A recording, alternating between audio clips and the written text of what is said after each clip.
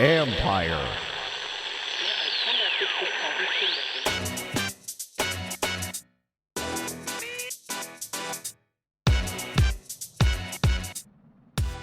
The 2021 salary cap is set, but what does it mean?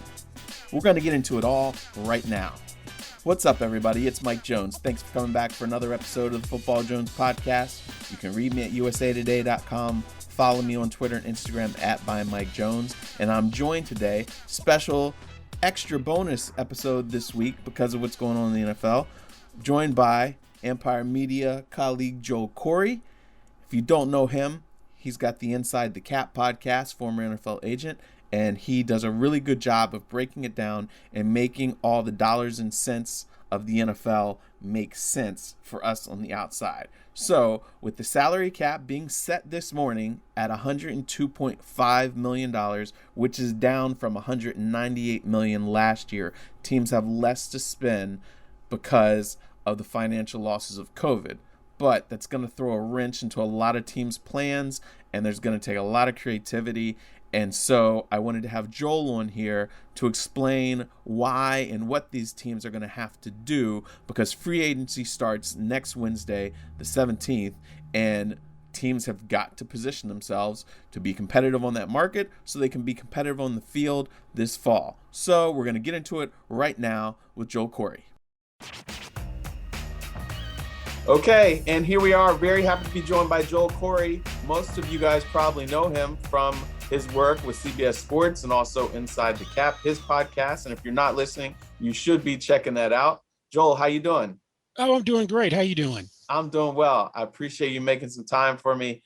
This is a crazy time here, and already we're seeing some kind of surprising decisions by different teams around the league as the salary cap figures, they're trying to figure things out. They're trying to finagle and position themselves for free agency. So I wanted to get you on so that way you could kind of take us inside, which is what you do here. So can you kind of give us the lay of the land where things stand right now with the salary cap and with the NFL as free agency is right around the corner? Well, we know that the salary cap won't be any lower than $180 million. Most people think it won't be any higher than $185 million. If it comes in right in the middle, $182.5 million, that won't be a surprise. Either way, that's a dramatic departure from what the expectations were going to be pre-pandemic. The cap had been going up roughly 5 to 8% each year. So you were thinking 210 is a reasonable estimate. Now we're talking about being anywhere from $25 to $30 million below that. So that's really put teams in quite a predicament, because when you do cap planning, it's usually in 3-year windows. So nobody contemplated the cap taking a steep drop like it is going to this year. Right. So teams have already, when they signed a guy 2 years ago, they were like, okay, we can pay him this much this year. We can pay him this much next year. And we'll have this much money to play with the year after that. But because every year that cap is based on the income, the revenue, and they lost so much by not having fans in attendance, that spending money you're talking about was dropped down. Was it like 198 last year or something like that? Yeah, it's 198.2. I think Brandon Beane, the GM of the Bills, made a comment recently kind of lamenting that had he known we were going to be in the situation we are now, that he may have made different decisions last offseason. He didn't mention any specific players that he may or may not have signed, even though we were at the beginning of things shutting down last year because we didn't have any NCAA tournament and conference tournaments were canceled right when we got to the part where free agency was starting. No one was even considering that we'd have a major shutdown across the country and we would have sports throughout the year primarily without any fans in the seats. Yeah, and so because that happened, there are a number of teams who are in really bad shape, salary cap wise. Like New Orleans Saints are in awful shape. They are way over the cap. The Rams are way over the cap. The Eagles, the Chiefs, the Bears, the Giants, and it's like double digits that they are over the cap. Who are some of those teams that really have to work hard right now to be able to spend and upgraded their rosters next week.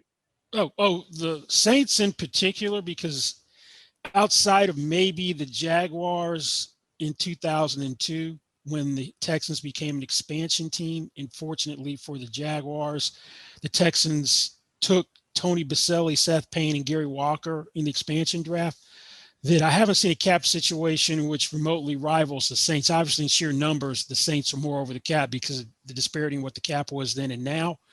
But I was shocked that the Saints actually put a franchise tag on Marcus Williams, because at the beginning of the offseason, depending upon what number you're trying to use to project the 2021 cap, they had a $100 million overage.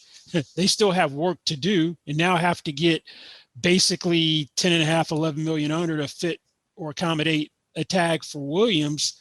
So they've restructured a bunch of contracts, cut some people. Andres Pete's contract got restructured today. I wouldn't be surprised if Mike Thomas gets restructured. Something that they did last year was Sheldon Rankins, their first round pick on a 5th-year option. They may have to do with the two guys they have this year on 5th-year options, Ryan Ramczyk and Marcus Lattimore, which is something you're seeing teams do more and more this year, which is add voiding dummy years to a contract, convert money into signing bonus or pay signing bonus, so you can stretch the proration out over more than the real year. So in Rankin's case, they added 2 dummy years so they can stretch the signing bonus out over 3 years. His deal is voiding, so they're going to have dead money associated with the voiding years. So I expect the Saints to do that.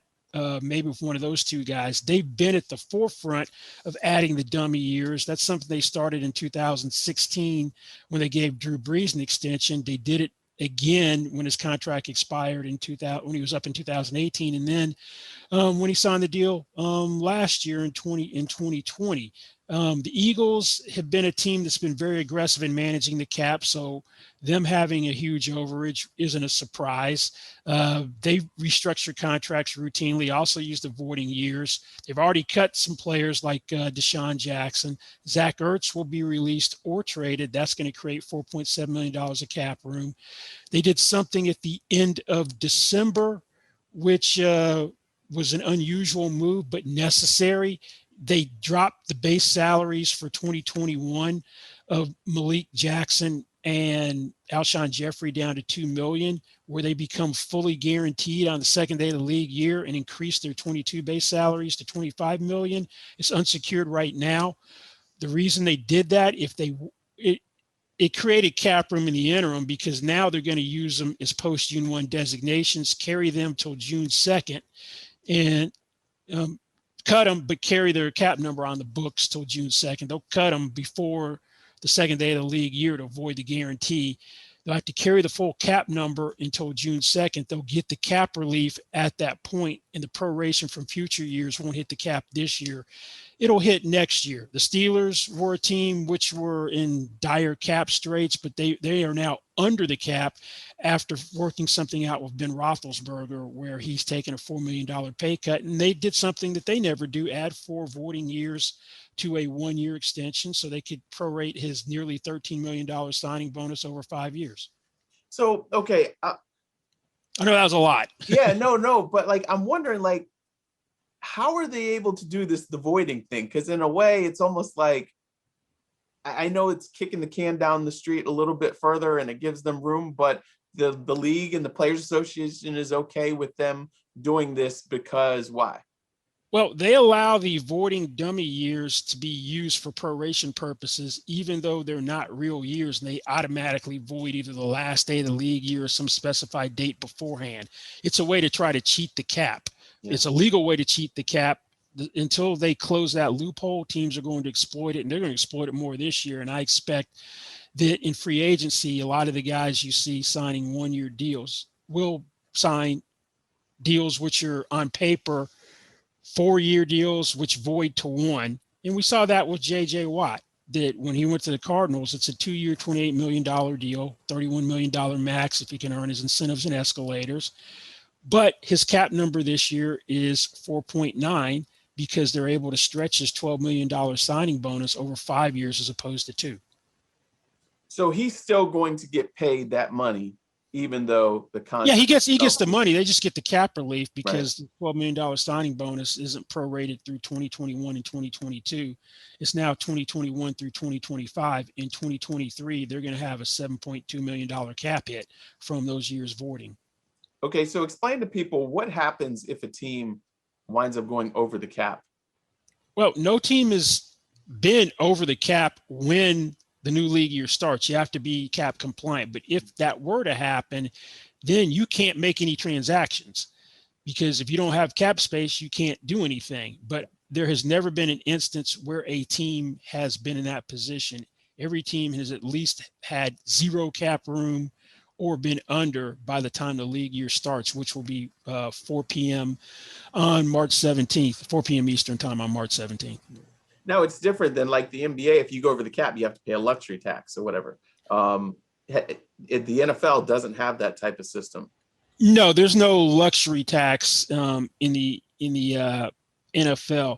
That's really a way to subsidize the lower paying teams, because if you get into luxury tax territory, and it's only if you go a certain amount over the cap, then it gets more punitive the more you go over the cap. And if you are a repeat offender, and then that money gets redistributed to the lower income teams, because you get to keep your local TV deals, and those are more significant in the NBA than they are in the NFL, because the local deals are basically preseason. The NFL is very socialistic in nature.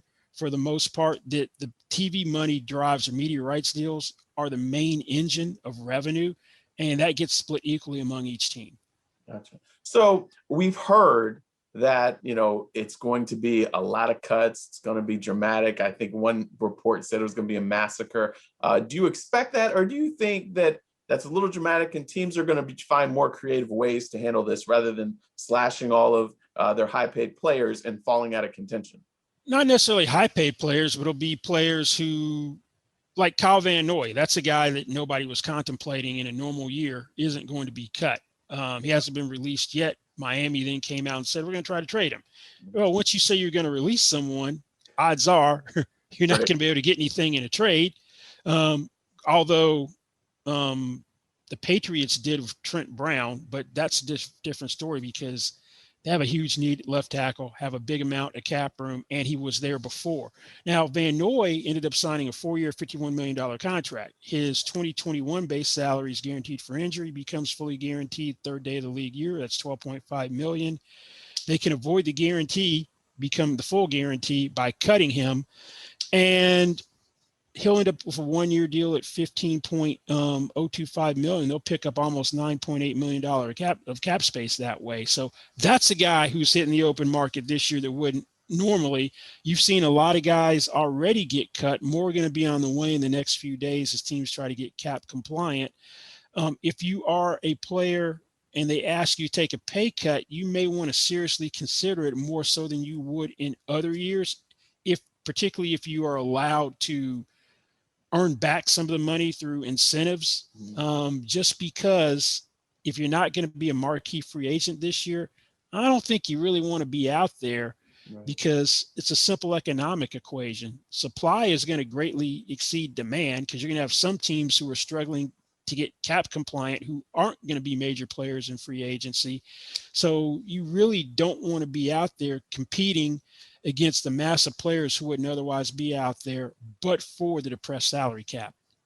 Gotcha. So for some of these guys in free agency, do you think that because we know the cap is going to jump up, do you think we're going to see more 1-year or shorter year deals because guys know that they can go back to free agency and cash in the future?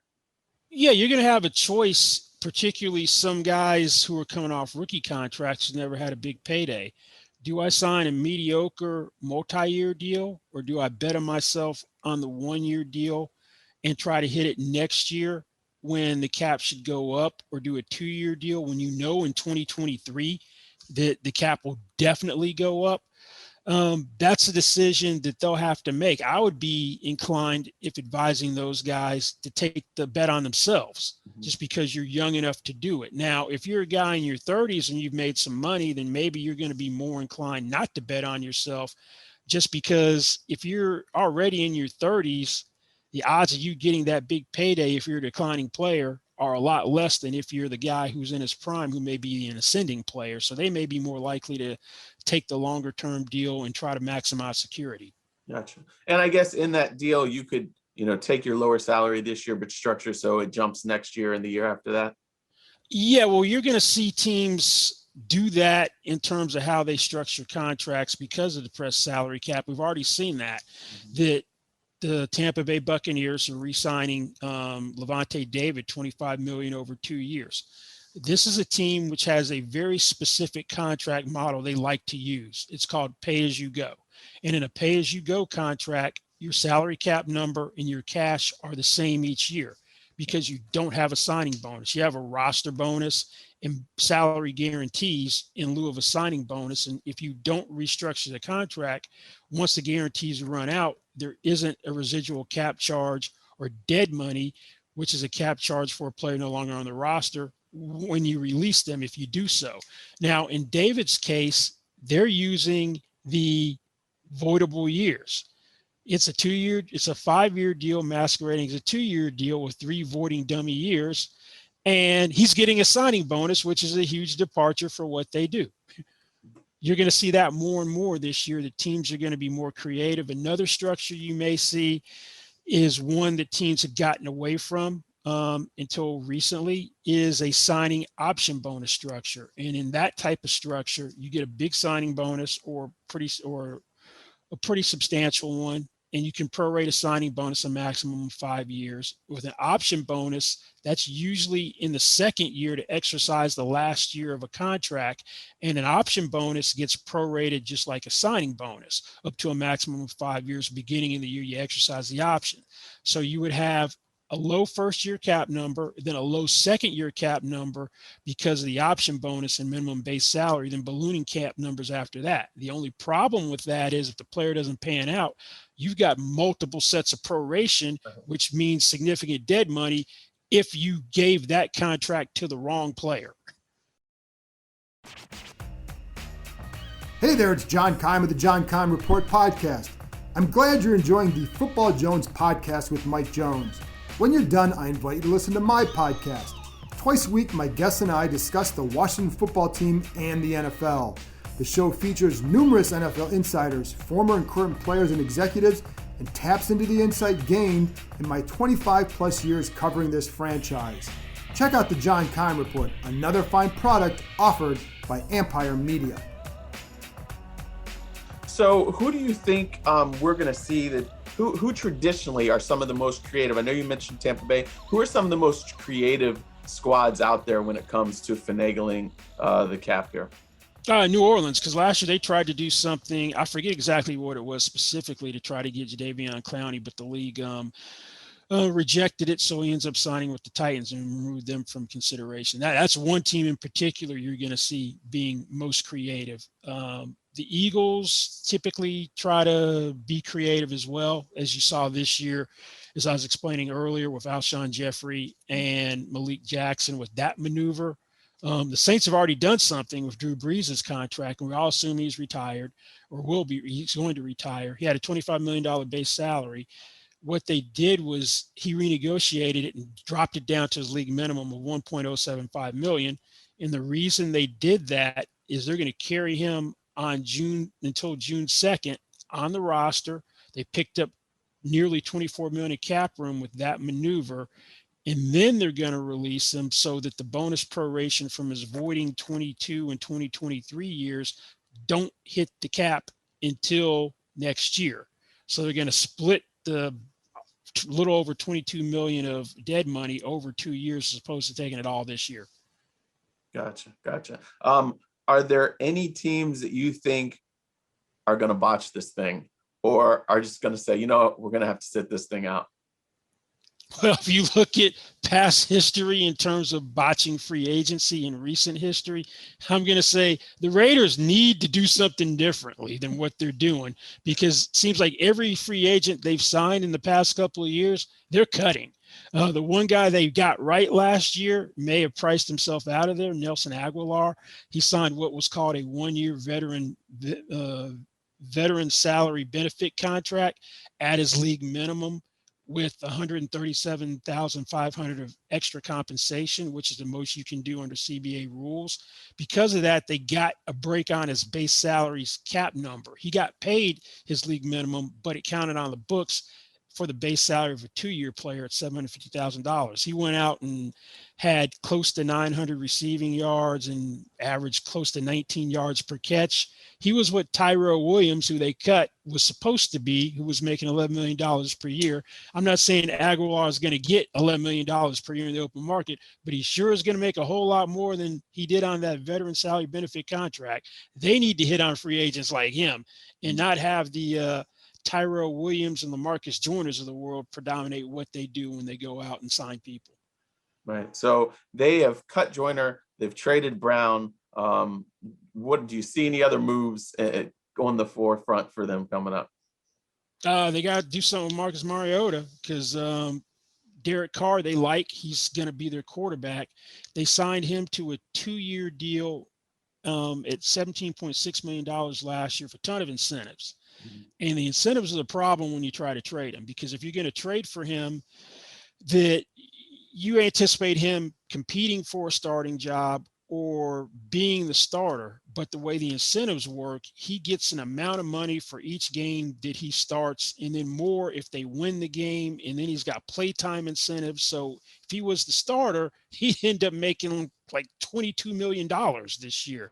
So I think that's a bigger impediment than the draft choice compensation in terms of a team which has a quarterback need trying to acquire him. He would have to rework the contract, or teams could just think, all right, the Raiders can't carry him at a cap number of now 15 million, the way they reclassified some of the incentives as a backup. So let's just try to get him once he gets released. We'll see if he gets traded in the next few days, or they finally pull the plug on him and let him go. Well, for some teams, like $22 million a year is kind of a good deal for a quarterback, right? Yeah, it is relative to what you're getting. I thought Roethlisberger at 19 was fair because according to NFLPA data, the average starting salary per year for a quarterback who isn't on a rookie contract was a shade over 26 million last year. And if you add in the rookies, then it dropped down to like 20.3. So did Roethlisberger really need to take a pay cut relative to that? I thought he was average last year. Right. Question you could look at is, how much would an aging Ben Roethlisberger get on the open market if you want to continue playing, if he in Pittsburgh couldn't work something out? Now, with Mariota, last time he played as a starter in Tennessee, he lost his job. So there's some question marks about him. He looked pretty good in the one game he replaced Derek Carr late in the season against the Chargers, but anyone can look good for one game. So you would really have him come in on a more of a prove-it deal, which is really where his base salary is. If you can get the incentives more manageable, then maybe you could work out a trade. But if he gets cut, those incentives won't be anything remotely close to what they will be in a contract he signs elsewhere. Gotcha. So we've talked about surprises. You're surprised that the Saints used the franchise tag on Lattimore. Are there any other big surprises that you expect that we're going to see? Well, one, I was surprised that Cam Robinson was franchised because he's been an average at best left tackle, but the Jaguars have a ton of cap room, so they were able to secure his rights for what's probably going to be about $13.7 million. The tag numbers haven't been set because you have to have the cap set since they're tied to percentage of the cap. And then Kenny Golladay at the Lions. I know that they're rebuilding with the trade of Matthew Stafford, but getting Jared Goff back, I thought maybe they would want to keep one of their receivers because all their receivers are gone. They signed Tyrell Williams to a modest deal to come in, but I thought he might get franchised. So those are some of the surprises I saw. There are going to be some cuts or players who we're not thinking about that will be on the open market. Like, wow, he got cut. So there'll be a couple of names where we will be shocked. The teams that are on that bubble, but do have a lot of cap space. Like I'm thinking like New England, who didn't have a great year last year, but they weren't awful. Washington, they won their division. I feel like there's an opportunity for some of these teams to really take a step forward if they play this thing right. Do you? Yeah, and for a variety of reasons. One, you're not going to have as many people in the first wave of free agency. And typically, New England sits out the first wave of free agency because you're paying retail as opposed to wholesale. And that hasn't been their MO in free agency, except they've had a couple of judicious shots like going out and getting Stephon Gilmore. But for the most part, they don't do that. Given their record last year, and maybe because Tom Brady won a Super Bowl in his first year, they may be a little more aggressive. Now, also because of the glut of players that will be available, these teams with cap room don't necessarily have to go out in the first wave and spend a ton of money. You may be able to get players who wouldn't be available otherwise in the second wave of free agency because of a depressed market. So teams that have cap room should be able to amass talent in a way they wouldn't have in a normal year where the cap goes up significantly. I'm just curious to see what the Washington football team does to find a starting quarterback. I don't think the starting quarterback is on the roster yet. Last year, they made a run at Amari Cooper at wide receiver. Maybe they make a run at Kenny Golladay. He's a guy that should be doing cartwheels because there are 3 receivers considered the true class of free agency. He's the only one who's not given a franchise tag. Right. Allen Robinson, Bears tagged him. Chris Godwin, the Bucks chose him over Shaquille Barrett. So you have teams which have a ton of cap room, need a receiver. In addition to the Redskins, the Jets need a receiver. The Jaguars need a receiver. So this could be a great market for him. I think those players who are marquee players get paid regardless of the cap going down. Everyone else has to worry.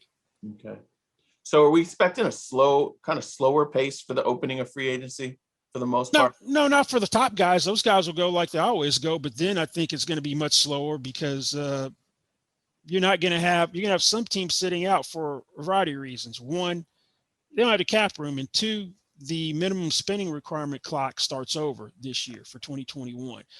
You don't have like in the NBA, you need to spend 90% of the cap each year. It doesn't work that way in the NFL. You have to spend 90% of the cap in cash over a 3-year period, 2021 through 2023. So to reach the requirements, you could not spend money in 2021, be cheap in 2022, then really go on a spending spree in 2023. So there will be certain teams which aren't spending money this year. So once those initial marquee guys get paid, it may be a little more difficult than in an ordinary year for other guys to start getting paid. Because I could see some teams going, you know what, we have X amount of money we're going to spend on a position. You got this amount of time to decide to take the deal. If you don't, we're going to move on, find somebody else as a comparable player who will take the deal.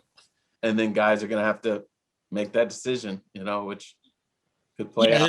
It's going to be, do I want to take this deal? Do I want to sign a 1-year deal someplace where I'm maximizing opportunity? So it's not going to be pretty for people who aren't marquee free agents. And if you're a player that could take a pay cut and you're like, I want to be a free agent, be careful what you ask for. You may get it. Good deal. All right, Joel. Well, thank you so much for taking us inside. Tell everybody where they can find you. Okay. Well, you can find my podcast, Inside the Cap, on Ampere Media. And also you can read my regular Agent State column at cbssports.com. Yep. And on Twitter, you are at? I'm at Corry Joel. That's CORRYJOEL. And if you go to the guy who I don't have a common name. So I couldn't get Joel Corry, who is now a famous electronic dance music DJ. But when I signed up for Twitter several years ago, I'm like, why is my name not available? But that's why. So it's Corry Joel, not Joel Corry, which is what I preferred. And I played a joke on some friends of mine when saying that I've gotten into the music industry. So until they see a picture of them, they've bought it. Good deal. All right, man. Well, thank you so much. And I will be talking to you soon. Sounds good. Thanks for having me.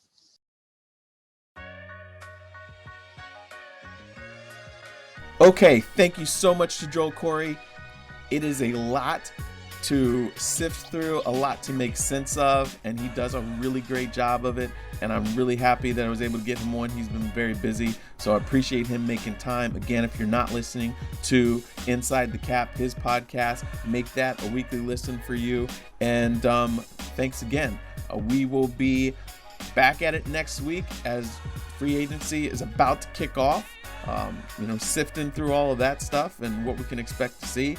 Again, you can read me at usatoday.com. Follow me on Twitter and Instagram at @ByMikeJones. And also do me a favor, take this podcast, share it with your friends. Really appreciate it. Thanks. Hope you guys have a great day.